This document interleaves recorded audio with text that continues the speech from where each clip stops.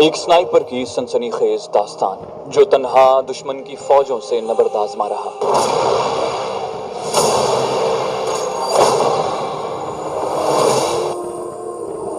आपके लिए पेश खिदमत है। कहानी की तरफ जाने से पहले आप सबसे गुजारिश है कि अगर अभी तक आपने हमारे चैनल को सब्सक्राइब नहीं किया तो इसे सब्सक्राइब कीजिए और वीडियो पसंद आने की सूरत में इसे लाइक और शेयर करना मत भूलिए और कमेंट करके हमें बताइए कि आपको हमारी वीडियोस कैसी लगी। आइए कहानी की तरफ चलते हैं।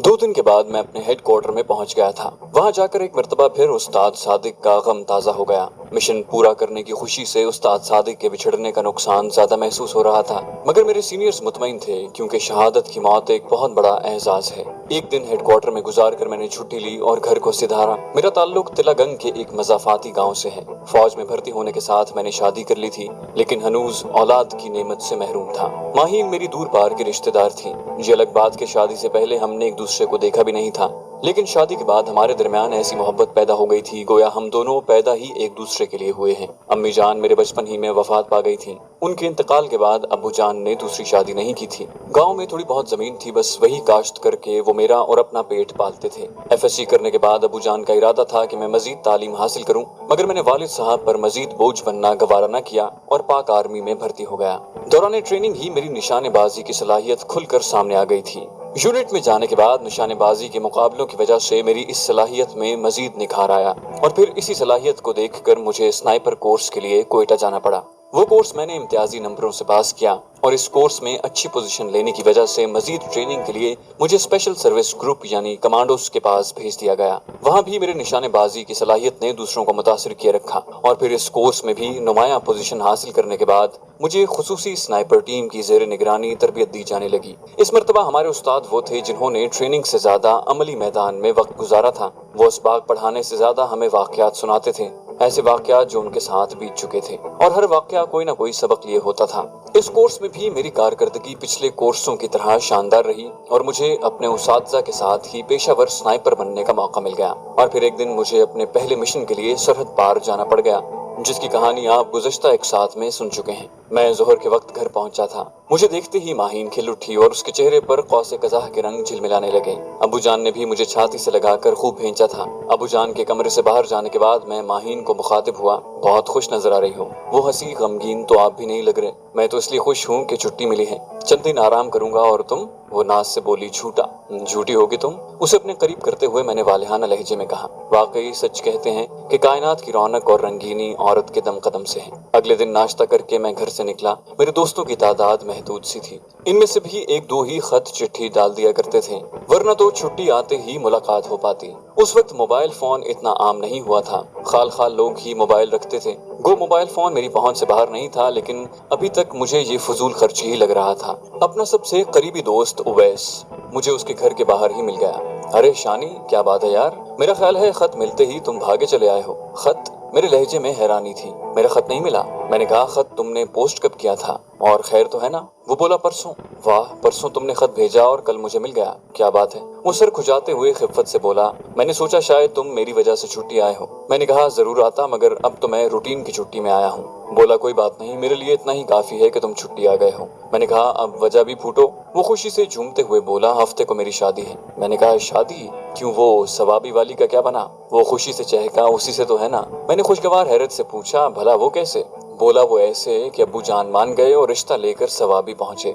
इरम के वालिद तो पहले से राजी थे और अब तुम्हारी दुआ से हफ्ते के दिन तुम्हारा भाई अपनी इरम को लाने वाला है। मैंने खुलूस से दिल से कहा, मुबारक हो यार। खैर मुबारक, खैर मुबारक। खुशी उसके अंग अंग से फूट रही थी और ऐसा क्यों ना होता कि वो अपनी मोहब्बत पाने में कामयाब हो गया था। मोहतरमा इरम नसीब खान से उसकी मुलाकात रावलपिंडी में हुई थी। उवैस का वालिद तिलागंग से ताज़ा सब्जी रावलपिंडी सब्जी मंडी ले जाया करता था। इस काम में उवैस उसका हाथ बटाता।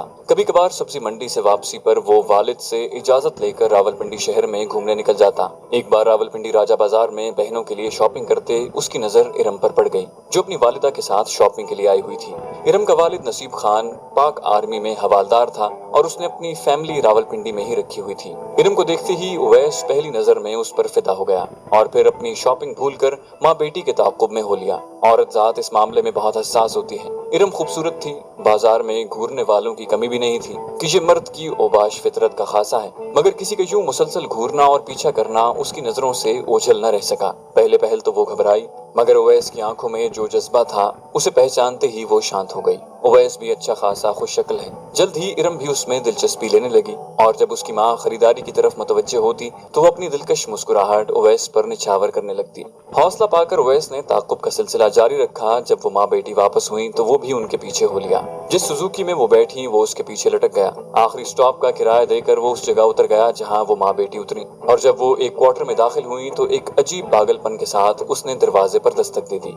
नसीब खान बाहर निकला तो उवैस ने चंद मिनट बात करने की इजाजत मांगी और फिर अपना मुकम्मल तारुफ करवा कर बता दिया कि उसने आज उसकी बेटी को बाजार में देखा और उसका ताक़ुब करते हुए यहाँ तक पहुँचा है, और अब अगर नसीब खान इजाजत दे दे तो वो अपने वालिद को उसके पास भेज दे। नसीब खान उसकी बात सुनकर शिश्तर रह गया। किसी पठान के सामने इस बात का एतराफ कि वो उसकी बेटी और बीवी के ताक़ुब करते उसके घर तक पहुँचा है बड़े हौसले, जुर्रत और दलेरी की बात थी। मगर इश्क अजब चीज है, उसके दामन में बुज़दिली की जगह नहीं।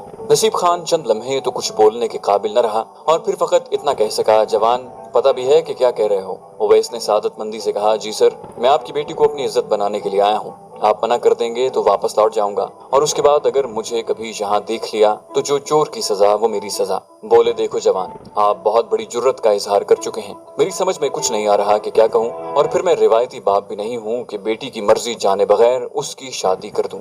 बोला, आप पूछ लें बेटी से, यकीनन वो मेरे ताक़ुब से बेखबर नहीं होगी। और नसीब खान ने भी उसे शिश्तर कर दिया। उसने भी उसी वक्त बेटी को बैठक में बुला लिया और पश्तो की बजाय उर्दू में उससे पूछा कि आया वो उवैस को जानती है। उसने नफी में सर हिलाने पर इक्तफा किया। इसने आज तुम्हें बाजार में देखा है और अब अपने वालिद साहब को यहाँ लाना चाहता है। क्या मैं इसे वालिद को बुलाने की इजाजत दे दूं? इस मर्तबा इरम का चेहरा शर्म से गुलनार हो गया था। मुंह से कुछ कहे बिना उसने सर को झुका लिया। ठीक है बेटी, जाओ। बेटी को वापस भेजकर वो उवैस को मुखातिब हुआ, जवान, आपका ये फेल अजीब लगता है मगर मुझे अच्छा लगा। आपने आजकल का बेहुदा तरीकाकार अपनाने की बजाय सादा और सच्चा तरीका अपनाया, और ये इस बात का मजहर है कि आपके मन में कोई खोट या मैल नहीं है। आप मेरी बेटी को भी वरगलाने की कोशिश कर सकते थे मगर आपने ऐसा न किया। जाओ, अब अपने वालिद को राजी करने की कोशिश करो। मेरी तरफ से हाँ है। उवैस खुशी से फूला न समाते हुए वापस आ गया।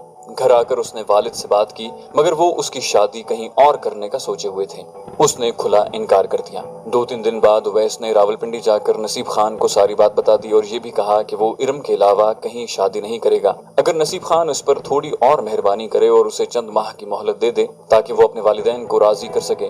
नसीब खान ने इस मर्तबा भी बड़ेपन का मुजाहिरा करते हुए उसे साल भर की मोहलत दी थी और उसके साथ अपने आबाई घर का पता भी उसके हवाले कर दिया कि उसकी सर्विस के फकत 6 माह बकाया थे। उवैस आबाई घर का पता भी उसके हवाले कर दिया कि उसकी सर्विस के फकत 6 माह बकाया थे। उवैस उसका शुक्रिया अदा करता हुआ वापस आ गया और उसके बाद वो मुसलसल इस कोशिश में मसरूफ रहा कि अपने वालिद को राजी कर सके। वो सादतमंद बेटा था, बाप की इजाजत के बगैर शादी नहीं करना चाहता था। वालिद कब तक जवान बेटे की ख्वाहिश को टालता। आखिर 11 माह उवैस की मुसलसल मिन्नत समाजत ने उसे राजी होने पर मजबूर कर दिया। इस दौरान उवैस ने नसीब खान से राब्ता मुनक़ता नहीं किया था। वो बाकायदगी से महीने 15 दिन के बाद नसीब खान से मुलाकात के लिए उसके गाँव जाता रहा। नसीब खान का ताल्लुक सवाबी के मशहूर गाँव शेवा से था और जब वो रिटायर होकर अपने गाँव चला गया तो वहाँ भी उसका आना जाना लगा रहा और अब वो मुझे कामयाबी की नवीद सुना रहा था। मुझे भी ये सुनकर बहुत अच्छा लगा था कि उसकी राह की सारी रुकावटें दूर हो चुकी हैं। हफ्ते की सुबह सवेरे सवेरे ही हमारा काफिला शेवा गांव की तरफ रवाना हुआ। 5 बड़ी बसों के अलावा 2 वैगनें और 4 कारें भी थीं। 3 बसों में औरतें सवार थीं। नौजवान लड़के बसों की छतों पर बैठे बैठे ढोल की थाप और शहनाई की सुरीली आवाज पर थिरक रहे थे। लड़कियों की बसों में भी ढोलक की आवाज के साथ नौजवान लड़कियों की तालियों की आवाज एक तसलसल के साथ सुनाई दे रही थी। कुछ सुरीली और कुछ बेसुरी आवाजें भी गीतों की शक्ल में बुलंद हो रही थीं। उवैस के तमाम दोस्त एक ही वैगन में बैठे थे। सवाबी शहर से गुजरते हुए हम 8:30 बजे के करीब शेवा पहुंच गए थे।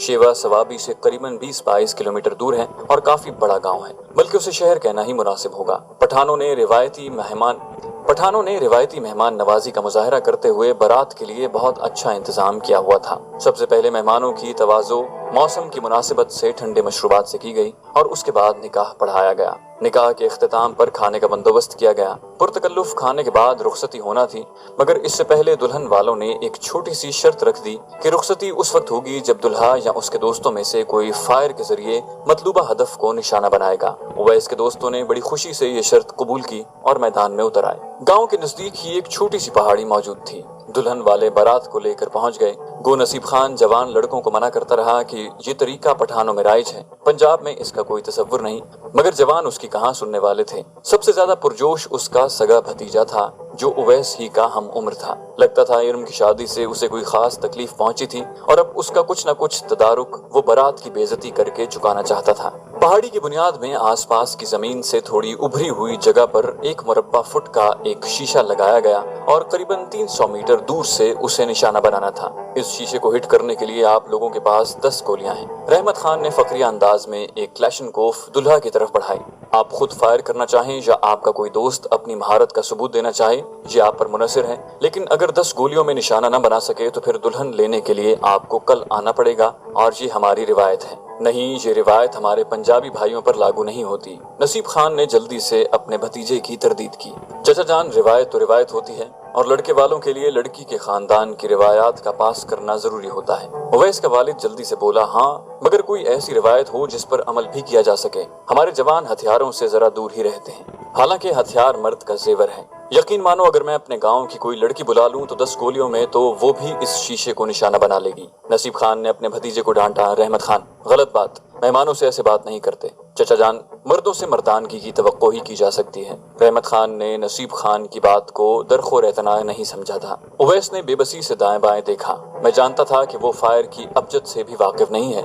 हमारे बाकी दोस्त भी इस मामले में कोरे थे, लेकिन रहमत खान की बात ऐसी नहीं थी कि हमें गुस्सा न आता। उवैस ने सर झटकते हुए क्लैशनकोफ पकड़ी, निशाना लगाने की जगह की तरफ बढ़ा। 1 मिनट उवैस। मैं उसे रुकने का इशारा करके रहमत खान की तरफ मुतवज्जे हुआ। रहमत खान, क्या अच्छी निशानाबाजी का मुजाहरा ही मर्दानगी की इलामत है? उसने इस्तेहज़ाई अंदाज में कहा। हाँ, हमारे यहाँ है तो। मैंने पूछा, मतलब जो आपसे अच्छा निशानाबाज होगा वो आपसे बेहतर मर्द होगा? बोला, बेशक, मगर आप लोगों में यकीनन कोई ऐसा नहीं है जो मुझसे अच्छा तो क्या सिर्फ मर्द होने का सबूत ही दे दे।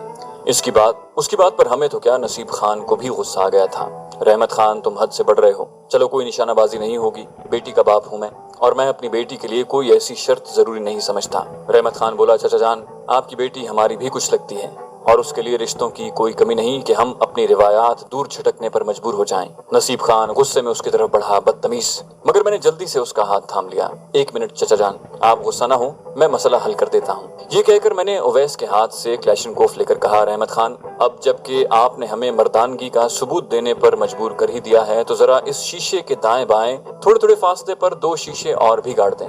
उसने इस्तेहज़ाई लहजे में पूछा, तो आप 10 गोलियों से 3 शीशों को निशाना बनाएंगे? मैं मुसिर हुआ, आप शीशे तो लगवाएं। उसने अपने एक दोस्त को 2 शीशे देकर हदफ की तरफ दौड़ा दिया। बारात में मौजूद लोगों में जोश की लहर दौड़ गई थी, क्योंकि अब बात आम रिवाज से हटकर चैलेंज की तरफ फिर गई थी। उवैस की आंखों में इस्तिराब हलकोरे ले रहा था, और क्यों ना होता कि उसकी दुल्हन का मामला था, वो लड़की जो जाने कब से उसके ख्वाबों में बसी हुई थी। एक फरसुदा रिवायत की वजह से उसके मिलने में 24 घंटे की ताखिर होने वाली थी।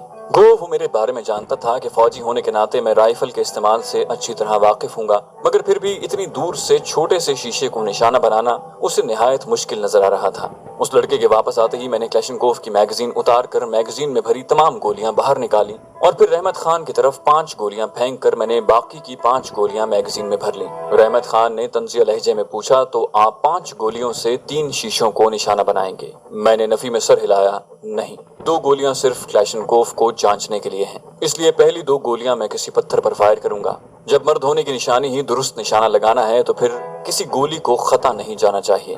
दोस्त, बढ़के मारना बहुत आसान है। इस मर्तबा रहमत खान के लहजे में पहले वाला इस्तेहज़ा गायब था।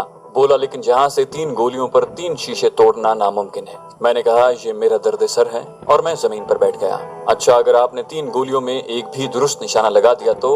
अगर तीनों हिट न हुई तो हम खाली हाथ जाएंगे। मैंने उसकी बात पूरी होने न दी थी। ओवैस ने घबराहट भरे लहजे में मुझे पुकारा, ज़ीशान। मैं पूरे एतमाद लहजे में बोला, फिक्र मत करो ओवैस, आज मैं अपनी बहन को लेकर ही जाऊंगा। मेरी बात ने नसीब खान और इर्द गिर्द मौजूद उसके काफी रिश्तेदारों के चेहरों पर फखरिया मुस्कुराहट बखेरती थी। अगर मेरी अपनी राइफल होती तो ये हदफ निहायत आसान था, मगर किसी दूसरे की राइफल से हदफ को निशाना बनाना निहायत मुश्किल होता है। 300 गज का फासला एक स्नाइपर के लिए न होने के बराबर है, लेकिन राइफल निशानाबाजी में बहुत अहम किरदार अदा करती है। यहाँ आपको बताते चलें कि अच्छी निशानाबाजी एक मुकम्मल साइंस है। इसमें जहाँ एक फायर करने वाले को बहुत सी बातों का ख्याल रखना पड़ता है, वहीं हथियार की अहमियत भी अपनी जगह मुसल्लम है। आर्मी में किसी भी फायरिंग मुकाबले या आम रूटीन की फायरिंग से पहले जवान अपने हथियार को सिफर करते हैं। सिफर करने से मुराद हथियार को एडजस्ट करना होता है ताकि गोलियां सही निशाने पर लग सकें। इस मामले में स्नाइपर तो बहुत ज्यादा मोहतात होते हैं। एक स्नाइपर कभी भी अपनी राइफल दूसरे को इस्तेमाल के लिए नहीं देता। यकीनन एक अच्छे निशानाबाज के लिए मेरी पोजीशन का अंदाजा लगाना कोई मुश्किल नहीं होगा।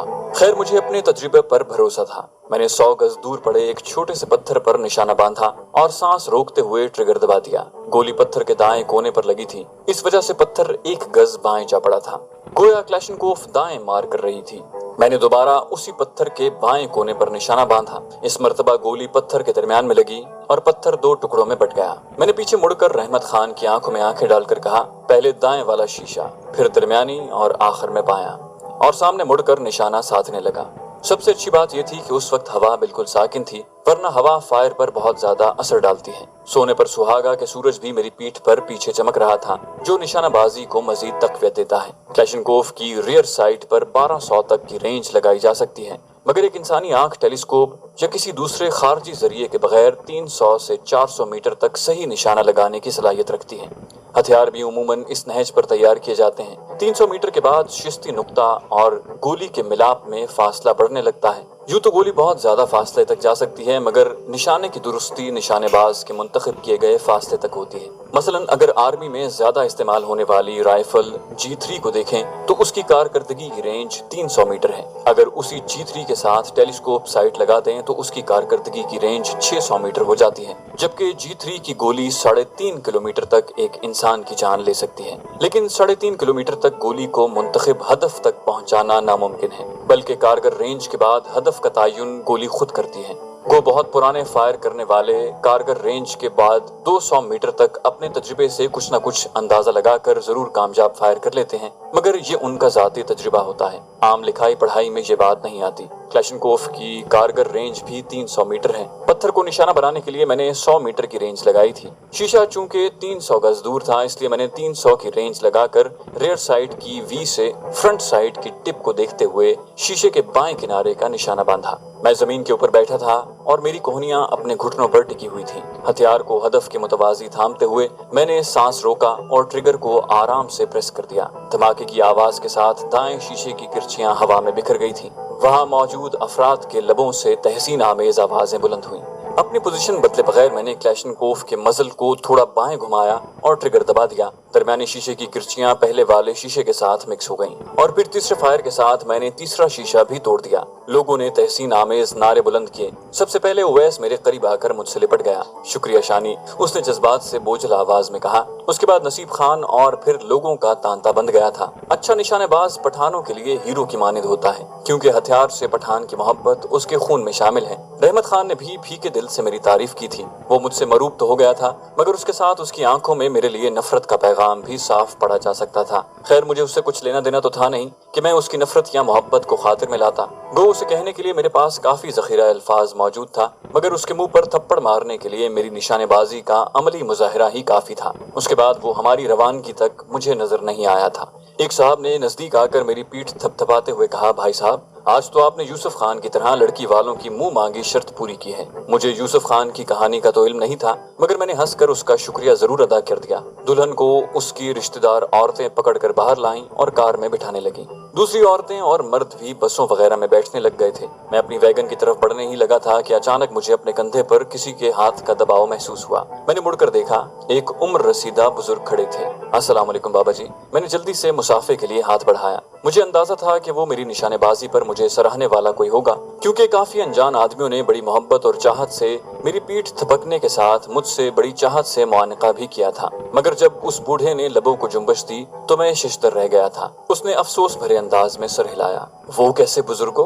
मेरे लहजे में हैरानी के साथ तंज की भी आमेजिश थी। वो मुदब्बिराना लहजे में गोया हुआ, बेटा जिसे आप अपने तई कारनामा समझ रहे हो, वो मेरे नजदीक एक नौ आमोज के दरमियाने दर्जे की कार्रवाई है। आम लोगों का सराहना अपनी जगह, मगर आप ईमानदारी से बताएं, जब पत्थर पर पहली गोली चलाने के साथ आपको ये पता चल गया था कि गोली किस तरफ को जा रही है, तो दूसरी गोली चलाने का फायदा? ये सरासर इस बात को जाहिर कर रहा है कि आप में खुद एतमादी की कमी है। हवा भी साकिन थी, रोशनी आपके मुवाफिक, फिर दूसरी गोली क्यों जाया की? स्नाइपर के लिए गोली की कितनी अहमियत होती है, क्या ये बताने की जरूरत है? फिर आपने पहले शीशे के दरमियान में गोली हिट की, दूसरे शीशे पर ये गोली दाएं किनारे पर लगी और तीसरे शीशे पर ये गोली बाएं किनारे पर लगी। मैं खुद करीब जाकर देख कर आया हूँ। ये कौन सी स्नाइपिंग है? सरासर अनाड़ीपन है। और पहली गोली के बाद हर दफा नया निशाना लेते हुए आपने 10 से 15 सेकंड जाया किए। अगला निशाना 1 से 2 सेकंड के अंदर लेना चाहिए था, जबकि स्नाइपर राइफल के बरक्स आपके हाथ में क्लैशनकोफ थी,